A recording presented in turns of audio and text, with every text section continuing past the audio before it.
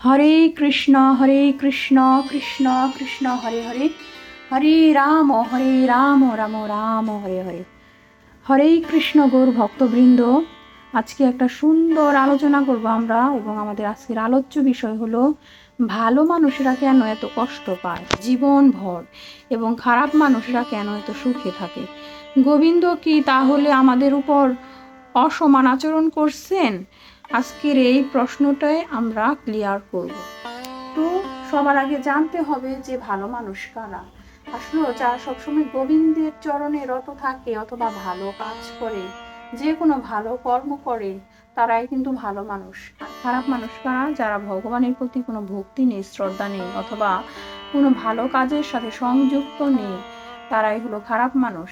কিন্তু আমরা জগতে দেখতে পাই যে যারা ভালো মানুষ তারা কিন্তু অনেক কষ্ট ভোগ করে সারাটা জীবন। হয়তোবা অর্থের দিকে কষ্ট ভোগ করতেছে, হয়তোবা বিভিন্ন রোগ ব্যাধিতে, অথবা নানা দিকে মানসিকভাবে অত্যন্ত কষ্ট ভোগ করে, এমনও কিছু ভালো মানুষ আছে। এবং খারাপ মানুষ তারা খারাপ কাজ করেও দেখা যাচ্ছে যে তাদের অর্থ সম্পদের অভাব নেই, মানুষের উপর অত্যাচার করে, তবুও তারা ভালো আছে। তো আমাদের মনে প্রশ্ন থেকেই যায় যে কেন তাহলে এরকম হচ্ছে। এখন এই বিষয়টা ধর্মীয় দৃষ্টিকোণ থেকেই ব্যাখ্যা করব। আমরা তো সনাতনী যারা আছি তারা পুনর্জন্মে বিশ্বাস করি, জন্মান্তরবাদে বিশ্বাস করি। অর্থাৎ ভগবান শ্রীকৃষ্ণ গীতাতে বলেছেন, মানব যেমন পুরাতন বস্ত্র ছাড়িয়া নতুন বস্ত্র পরিধান করে, তেমনি আত্মাও পুরাতন দেহ ছাড়িয়া নতুন দেহ ধারণ করে। আপনার সমস্ত প্রশ্নের উত্তর এখানেই নিহিত রয়েছে। অর্থাৎ মানুষকে বা যে কোনো জীবকে বারবার জন্মগ্রহণ করতে হয়, এটাই কিন্তু ভগবান শ্রীকৃষ্ণ গীতাতে বলেছে। এখন আমাদের বারবার যে জন্মগ্রহণ করতে হয়, আমরা কখনো মানুষ রূপে জন্মগ্রহণ করি, কখনো পশু পাখি রূপে, কখনো বৃক্ষ রূপে, কখনো গাছপালা রূপে, কখনো কীট পতঙ্গ রূপে আমাদের জন্ম হয়ে থাকে। অর্থাৎ 84 লক্ষ জুনিবার জন্মগ্রহণ করার পরে আমাদের যে জন্মটা হয় সেটা হলো মানুষের জন্ম। কিন্তু আমরা এই যে এই জন্মে মানুষ হয়ে জন্ম নিয়েছি, আমরা কিন্তু বলতে পারি না যে হ্যাঁ আমাদের পরবর্তী জন্মতে আমি ঠিক মানুষ হয়ে জন্ম নেব। এই জন্মে আমি যেরকম কর্ম করব, পরের জন্মে আমাকে সেই রকমই দেহ দেয়া হবে। স্বর্গ বা নরকের শাস্তি অথবা সুখ ভোগ করার পরে কিন্তু আমাকে সেরকম দেহটা দেয়া হবে। প্রশ্নের উত্তরটা আসলে এখানেই লুকিয়ে আছে। এই যে আমরা মানব দেহ ধারণ করে ভালো কাজ করি না, খারাপ কাজ করি, এখন খুব সুখে আছি, কিন্তু আপনি কি বলতে পারেন যে আপনি এর আগের জন্মে কি ছিলেন? এটা কিন্তু আমরা বলতে পারি না, কারণ আমরা জাতির সন্ন্যায় এবং আমাদেরকে সেই শক্তিও দেওয়া হয় না। আমরা শুধু এই জন্মের কাজকর্মের তা দেখতেছি এবং এটা বিবেচনা করতেছি যে হ্যাঁ এই জন্মে তো আমি ভালো কাজ করতেছি, তাহলে আমার সাথে ভালো হচ্ছে না কেন? সে তো খারাপ কাজ করতেছে, তাহলে তার সাথে কেন খারাপ হচ্ছে? আগের জন্মে আপনি এমন কোনো কাজ করে থাকতে পারেন যেটা ছিল গুরুতর অপরাধ, পাপ, কিন্তু এই জন্মে আপনি অনেক ভালো, অনেক সাধু, কিন্তু আগের জন্মে যে আপনার পাপটা রয়েছে সেটা কোথায় যাবে? শাস্ত্রে বলা হয়েছে যে পাপ পুণ্য যখন কোনোটাই থাকে না, তখনই মানুষের মুক্তি হয়, অর্থাৎ ভগবানকে লাভ করতে থাকে। পাপ থাকলেও আপনার উদ্ধার হবে না, এবং যতক্ষণ পুণ্য থাকবে তখনও উদ্ধার হবে না। পাপ পুণ্য দুইটাই সমান হতে হবে। তো এই পাপ পুণ্য দুইটাই আপনার শাস্তি বা পুরস্কার আপনাকে ভোগ করতে হবে। এখন আপনি যে পাপটা করেছেন, অনেক সময় এই জন্মে সেই পাপের শাস্তি আপনি ভোগ করতে পারেন, অথবা এই পাপের শাস্তি আপনি যদি ভোগ না করেন তাহলে পরবর্তী কোনো জন্মে এটা আপনি ভোগ করবেন। সেটা হলো অবশ্যই জমা থাকে। যেটা কর্ম করেন সেটা কখনোই দূর করা যাবে না যতক্ষণ না এর ফলটা আপনি গ্রহণ করেন। সেটা ভালো হতেও পারে, খারাপও হতে পারে। তদ্রূপভাবে আপনি যে ভালো কাজ করছেন সেটার কর্মটাও ভগবানের খাতায় জমা থাকে। যতক্ষণ না আপনি সেই পুরস্কারটা নেবেন ততক্ষণ কিন্তু এই জন্মে যদি এই পুরস্কারটা না নিয়ে আপনি মারা যান, তাহলে পরবর্তীতে কোনো জন্মে অবশ্যই আপনাকে এই পুরস্কারটা ভগবান আপনাকে দিবে।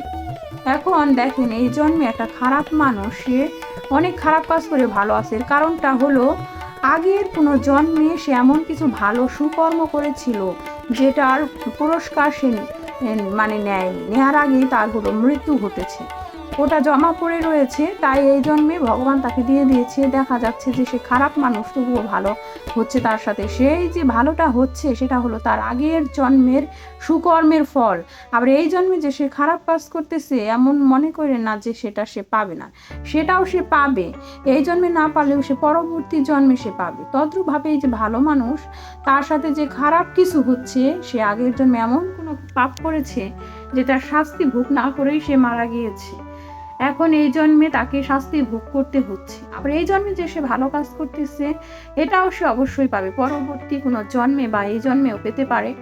সে অনেক ভালো কিছু তার সাথে হবে। তো এই বিষয়টাই অনেকে বুঝে না, অনেকে না বুঝে ভগবানকে দোষারোপ করে যে হ্যাঁ ভগবান আমার সাথে অন্যায় করতেছেন, কেন তার সাথে কেন ভালো করতেছেন, আমি ভগবানকে এত ভালোবাসি, এত ডাকি, তবুও ভগবান আমার সাথেই কেন এরকমটা করতেছে। কিন্তু না, ভগবান গীতাতে বলেছেন যে আমি কাহারও পাপও নেই না পুণ্যও নেই না, মানব স্বভাববশতই তার কর্মে প্রবৃত্ত হয়। অর্থাৎ ভগবান মানুষের স্বতন্ত্র ইচ্ছা শক্তি দিয়েছেন। মানুষ ইচ্ছা করলে সে তার ইচ্ছা শক্তি দিয়ে ভালো কাজেও সংযুক্ত থাকতে পারে, খারাপ কাজেও সংযুক্ত থাকতে পারে। ভগবান যেহেতু মানুষকে স্বতন্ত্র ইচ্ছা শক্তি দিয়েছেন, অতএব পাপ বা পুণ্য সম্পূর্ণ মানুষের ইচ্ছা। মানুষ তার বিবেককে যদি খারাপ কাজে ব্যবহার করে তাহলে সে পাপ করবে এবং তা অবশ্যই শাস্তি পাবে। মানুষ যদি তার বিবেককে ভালো কাজে ব্যবহার করে তাহলেও অবশ্যই সে পুরস্কার পাবে। আপনি যা কর্ম করবেন সেটা কখনোই ক্ষয় হবে না, কর্ম কখনোই ক্ষয় হয় না। সেটা ভালো কর্ম করলেও আপনি ফেরত পাবেন, খারাপ কর্ম করলেও আপনি ফেরত পাবেন। তাই অনুগ্রহ করে দয়া করে ভগবানকে যে কোনো কিছু হলেই ভগবানকে যে দোষ দিয়ে দেন যে হ্যাঁ ভগবান অনেক নিষ্ঠুর, অনেক খারাপ, এই বিষয়টা দয়া করে কখনোই করবেন। এই বিষয়টা যদি আপনি করেন তাহলে আপনার পাপের খাতায় আরো পাপ সংযুক্ত হবে। কারণ আপনি নিজের বিবেক দিয়ে, নিজের স্বতন্ত্র ইচ্ছা শক্তি দিয়ে কিন্তু খারাপ কাজ করতেছেন, তাহলে সেই দায় কেন ভগবান নেবেন? আপনি অবশ্যই ভগবানের সাথে সংযুক্ত থাকেন এবং প্রার্থনা করেন যাতে ভগবান আপনাকে সব সময় সৎ বুদ্ধিতে সাহায্য করেন। যদি আপনি ভালো হতে চান তাহলে ভগবান অবশ্যই আপনার মনের ইচ্ছা পূরণ করবে। এবং ভালো হওয়ার জন্য ভগবান গীতাতে অনেক অনেক বাণী দিয়েছেন। 700টি শ্লোক আছে গীতাতে, ভাগবতম আছে এবং অনেক ধর্মীয় গ্রন্থ আছে যেখানে মানবের মুক্তির পথের কথা বলা হয়েছে। আপনি অবশ্যই সেগুলো নিয়মিত অধ্যয়ন করবেন, জপ করবেন, দেখবেন যে আপনি অবশ্যই খারাপ কাজে সংযুক্ত থাকতে পারবেন না। ভগবান অবশ্যই আপনাকে কৃপা করবে। এখন এই বিষয়ে একটা পৌরাণিক গল্প বলে আজকের আলোচনাটা শেষ করব। আমরা সবাই ভীষ্মকে চিনি। ভীষ্ম হলো অর্জুনের পিতামহ।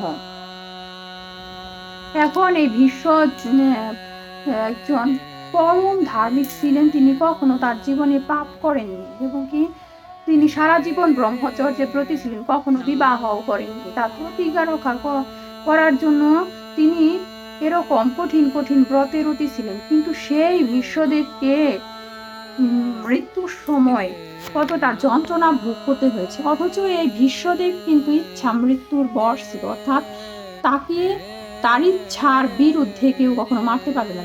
সে যখন ইচ্ছা করবে তখনই তার মরণ হবে, এমন ইচ্ছা মৃত্যুর বর তার ছিল। কিন্তু সে কিন্তু নিদারুণ যন্ত্রণা ভোগ করে মারা গেছে। 18টা দিন তার শরীরে তীক্ষ্ণ তীরের আঘাতে ক্ষত বিক্ষত হয়ে কিন্তু সে অবশেষে মারা গেল। কারণ আছে, এর কারণ কি?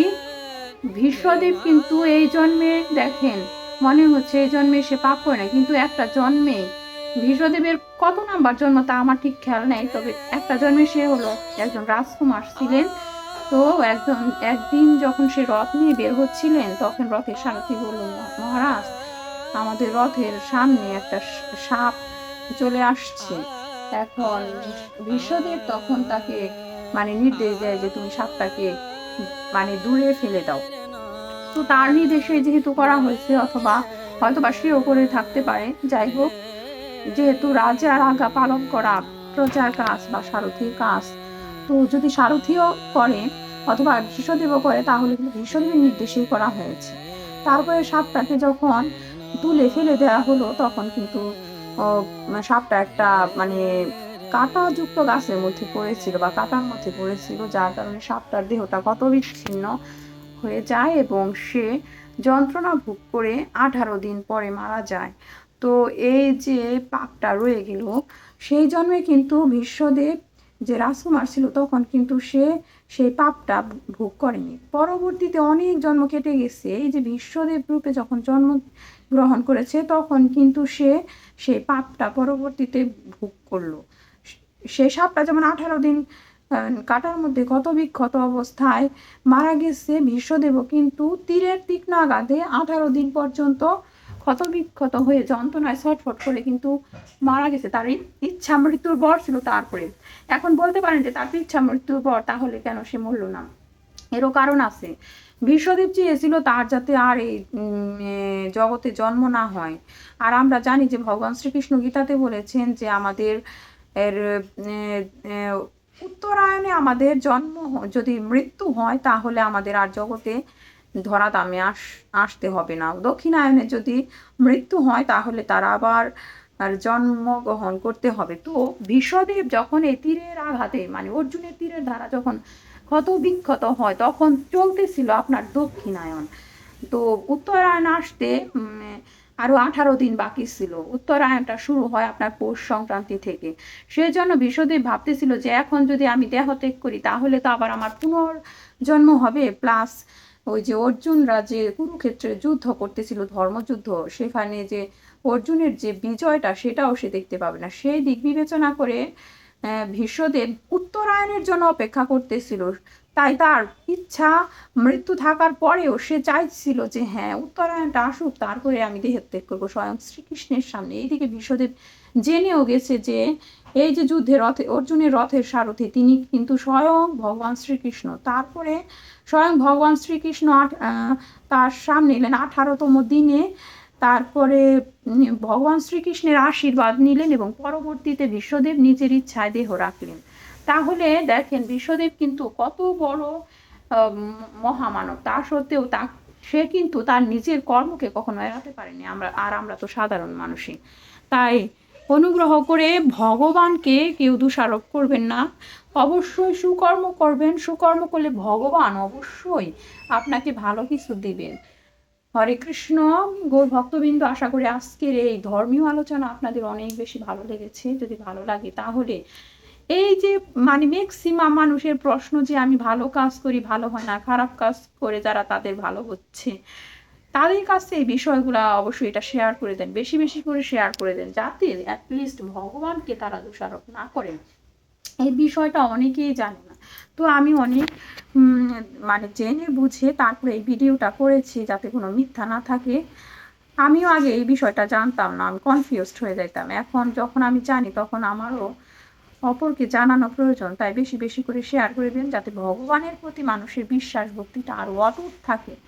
সবাই ভালো থাকবেন এবং সবাই সাবস্ক্রাইব করে পাশে থাকবেন। এরকম ধর্মীয় আরও অনেক ভিডিও পেতে ভগবান সবাইকে সুবুদ্ধি প্রদান করুক এবং ভগবান সবাইকে ভালো রাখুন। হরে কৃষ্ণ কৃষ্ণ কৃষ্ণ হরে হরে, হরে রাম রাম রাম হরে হরে।